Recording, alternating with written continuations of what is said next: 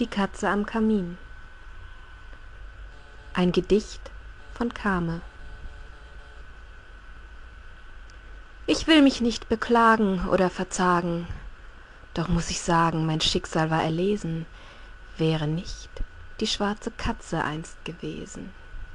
So hatte ich mir mein Erbe erschlichen, war sogar Justitias Zorn entwichen, und ohne hinterfragen wollte es niemand wagen, mich mit erhobenem Finger anzuklagen.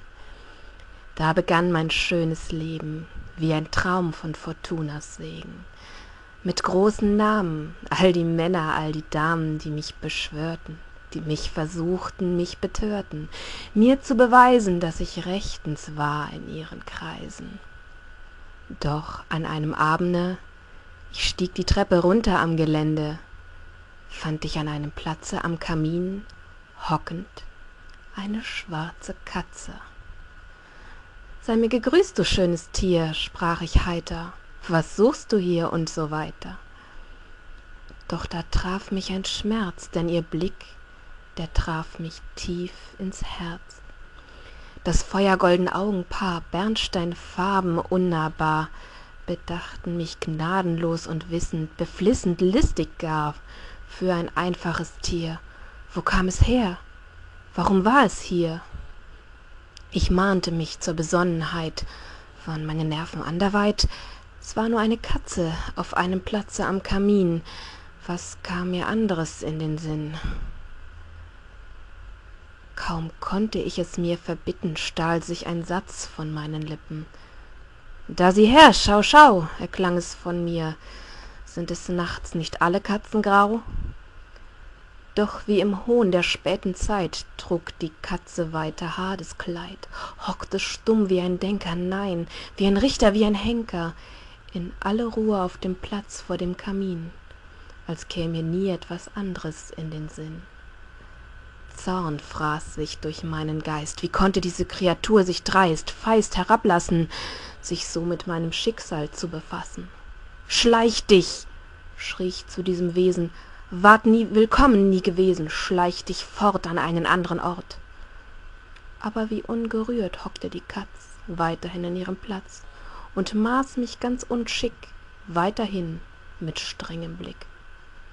In meinem Kopf begann es zu dämmern, mein Herz konnte nur noch hämmern, war dieses schwarze Tier gar erschienen wegen mir?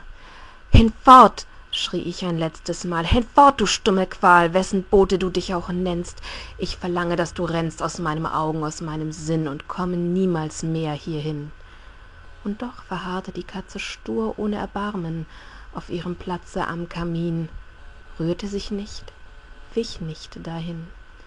Rasend griff ich meinen Schirm, holte aus nach dem Gewürm, das ich Katze nannte, mußte jedoch erstarren, als ihr Blick mich bannte. Ein Augenpaar aus Nacht und Strenge, mein Herz klamm sich in Enge, und mit einem hallenden Knallen ließ ich den Schirm vor sie fallen. »Satans Tier«, ich nannte es beim Namen, »hab Nachsicht, hab Erbarmen mit mir, kleinem Wicht, ich bereue, erkennst du nicht?« Doch ohne ein Wort zu erwidern, sich zu bewegen oder anzubiedern, verharrte sie am Platz, unerlässlich grässlich, die schwarze Katz. Kopflos gab ich Fersengeld, wollte um alles in der Welt nur fort von hier und diesem Tier. Ich hastete die Treppe rauf, griff schon nach der Türe Knauf, doch war ich zu schnell in meinem Schritte, verfehlte einen der Tritte, stürzte stumm gegen das Gelände, hinab an des Treppenende. Ich hatte meinen letzten Atemzug getan, war vergangen voller Gram, und am Kamin, da hockte die Katze weiterhin. Verkannt hatte ich nämlich in meinem Wahn, sie war nur ein Geschenk aus Porzellan. Ende.